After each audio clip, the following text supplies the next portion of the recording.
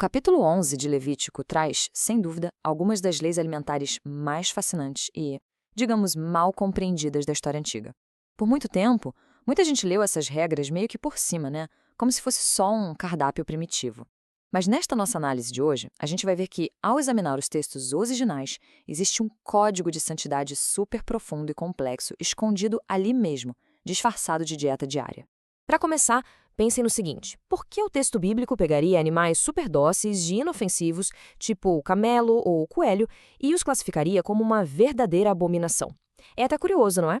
Durante séculos predominou a ideia de que isso era só um código de saúde, ou uma espécie de manual sanitário da antiguidade para evitar uma intoxicação alimentar. Mas as evidências históricas mostram que a história é bem outra. Essas leis, na verdade, definiam algo muito maior: o limite rigoroso de quem estava ou não apto a se aproximar da presença divina. E a chave para entender tudo isso está numa única frase que ecoa o tempo todo no texto: sereis santos, porque eu sou santo.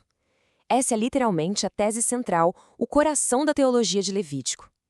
Essas distinções físicas super meticulosas entre animais limpos e imundos eram, de fato, uma metáfora tangível para a vida. Era um código muito rigoroso de separação espiritual e de adoração. A nação de Israel precisava praticar isso ativamente, carregando essa identidade na própria carne a cada refeição. Para a gente decifrar essa visão de mundo ancestral sobre o reino animal, vamos seguir um roteiro bem simples hoje. A gente vai passar pelo mistério de Levítico, depois vamos explorar o código da terra, desvendar as regras para as águas e aves, olhar de perto o perigo dos que rastejam e, por fim, fechar com o propósito da separação. Entrando na nossa primeira parte, o mistério de Levítico e o código de separação espiritual. Naquela época, e especificamente para o povo de Israel, a alimentação ia muito, mas muito além de só nutrir o corpo. Comer era, literalmente, um ritual. O que ia para o prato funcionava como uma extensão direta da adoração. Era um jeito de viver a fé 3 vezes ao dia. E o que deixa tudo isso fascinante é justamente a definição de santidade de acordo com as fontes antigas. No texto, a anatomia física dos animais é uma baita de uma metáfora para a integridade humana. A palavra santidade aqui não é só lavar as mãos direitinho ou ter uma saúde de ferro. É manter um estado de profunda separação espiritual. É viver intencionalmente alinhado com o sagrado, batendo de frente com o que é considerado comum ou profano. Avançando agora para a nossa segunda parte, o código da terra e a exigência de integridade total. É aqui que as restrições biológicas começam a aparecer com um rigor que é quase matemático. Para um animal terrestre ganhar aquele status desejado de limpo, os critérios biológicos precisavam ser exatos, sem choro. A criatura obrigatoriamente precisava ter o casco completamente fendido, dividido em 2 partes, e também precisava remoer o alimento, ser um ruminante. E olha só, a regra exigia 100% de cumprimento. Se faltasse um único traço anatômico, o animal caía direto na categoria de imundo. 0 zona cinzenta, 0 conformidade parcial quando o assunto era o sagrado. A gente tem 2 criaturas que ilustram isso perfeitamente bem. Pega o camelo, por exemplo. Ele remoe o alimento, inclusive uma curiosidade biológica bem legal. Os camelos têm estômagos incrivelmente complexos, cheios de compartimentos. Então, beleza, ele atende a um critério fundamental, mas ele falha feio porque não tem o casco fendido. Do outro lado, a gente tem o porco, que acabou virando o grande vilão histórico desse código. E por uma ironia anatômica total, ele tem o casco perfeitamente dividido, o que parecia super promissor, mas falha porque não remoe a comida. Tirar a nota 50 numa prova biológica simplesmente não era o suficiente para chegar à mesa de jantar. O significado filosófico por trás dessa anatomia, o verdadeiro momento de revelação de tudo isso, é espetacular.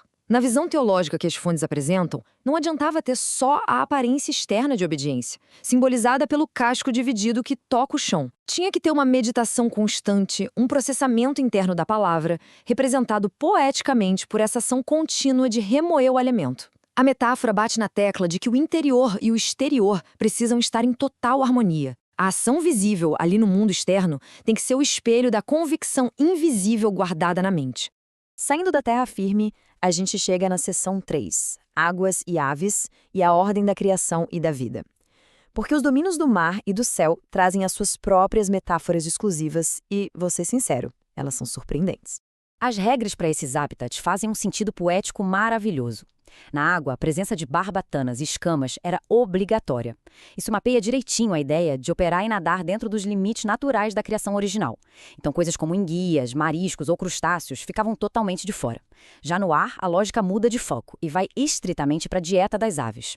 O significado espiritual ali era cristalino, manter uma distância absoluta e intransigente de qualquer coisa que envolvesse violência ou derramamento de sangue.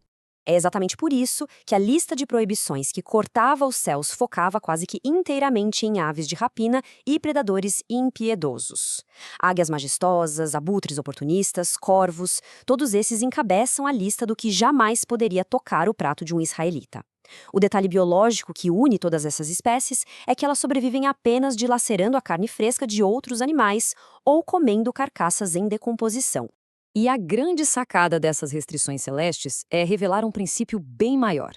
Um povo que tinha a missão de representar a luz e promover intensamente a vida, jamais poderia se alimentar daquilo que sobrevive e prospera através da morte alheia e da violência pura. Incorporar o símbolo literal da predação violenta na dieta diária seria visto como uma contradição espiritual imensa, uma verdadeira corrupção da própria identidade divina que eles buscavam refletir. E lá do céu, a gente desce direto para o nível mais baixo possível do solo.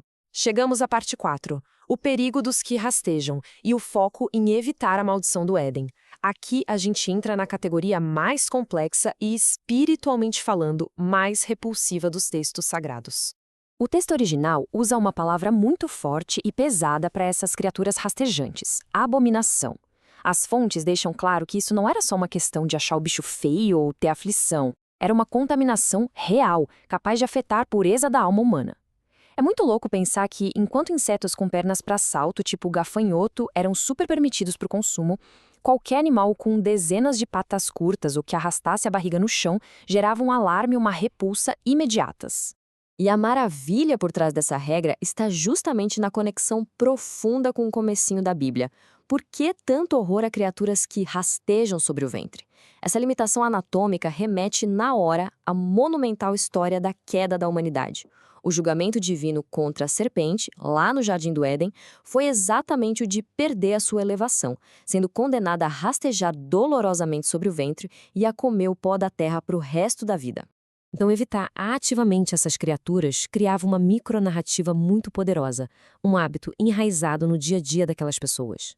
Era um alarme comportamental constante. Rejeitar o que rastejava servia para lembrar todo momento que era necessário manter uma postura espiritual elevada, andando sempre de cabeça erguida. Hoje, a psicologia nos ensina como esses gatilhos diários moldam a nossa identidade, né?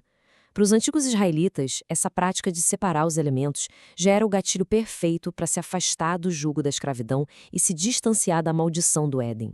O que nos traz, finalmente, a nossa quinta e última sessão, o propósito da separação.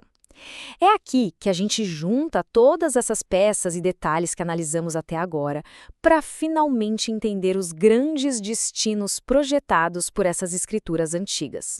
Todo esse rigor absurdo espalhado pela terra, pelo céu e pelo mar culminava num treinamento diário impressionante. A verdadeira intenção da lei nunca foi, de jeito nenhum, montar um cardápio perfeitamente saudável ou evitar uma dor de barriga. Ao praticar ativamente essa distinção entre o limpo e o imundo, no café, no almoço e na janta, as pessoas estavam, na verdade, treinando rigorosamente os próprios sentidos. Esse exercício disciplinar ensinava a mente e a alma a discernir instantaneamente o que é santo do que é profano. Tudo isso para garantir que o coração estivesse sempre alerta, vigilante e preparado para as grandes decisões. E nós fechamos esta nossa exploração com uma reflexão profunda. Como a integridade e a obediência estrita exigidas nessas escolhas minúsculas da vida diária são capazes de preparar e moldar de forma definitiva o destino de toda uma sociedade. O simbolismo enraizado nesses textos de Levítico vai imensamente além de meras dietas da moda. Ele escancara a mecânica poderosa da disciplina contínua. É uma demonstração fantástica de como organizar o nosso cotidiano e os nossos hábitos mais básicos pode ser, no fim das contas, a ferramenta mais formidável para construir um caráter inabalável.